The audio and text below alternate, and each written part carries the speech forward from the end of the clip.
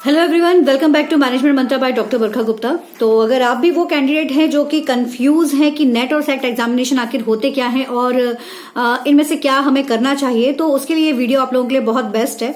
तो those who are preparing for NET और SET examination, तो सबसे पहले आपको ये जानना जरूरी है कि दोनों ही जो रहते हैं वो असिस्टेंट प्रोफेसरशिप यानी कि लेक्चरशिप के लिए आपके एग्जाम होते हैं, नेट भी और सेट भी। जो नेट एग्जाम होता है, नेशनल एलिजिबिलिटी टेस्ट जिसे कहा जाता है, ये एनटीए यूजीसी नेट एग्जाम जिसे कहा जाता है एनटीए से कंडक्ट कराता है।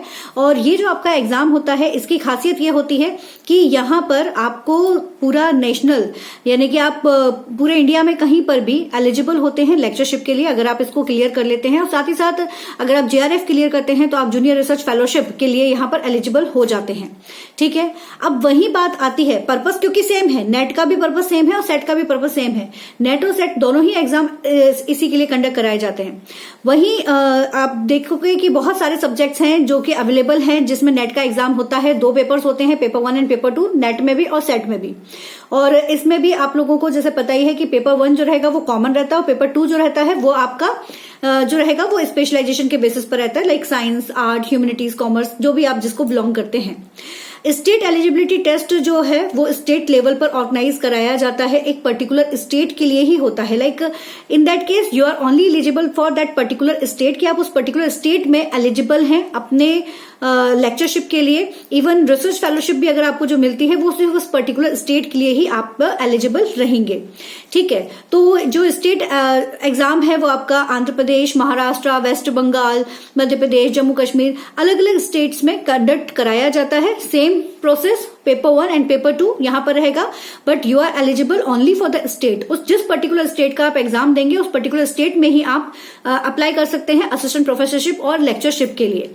तो अगर मैं बात करूं कि मेजर डिफरेंस क्या होगा नेट और सेट एग्जामिनेशन का, तो जो मेजर डिफरेंस अगर देखा जाए तो अगर आप सेट एग्जाम क्वालिफाई करते हैं तो you are only eligible for the particular state, but अगर आप नेट एग्जाम क्लियर करते हैं तो you are eligible for all the nation.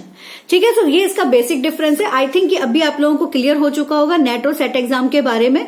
सो जिस एग्जाम को आप कंडक्ट करना चाहते हैं, जिस एग्जाम को देना चाहते हैं, उसके सिलेबस को देखिए, उसकी तैयारी शुरू कीजिए और अपने एग्जाम को क्लियर करके अपने टारगेट को अचीव कीजिए। All the best.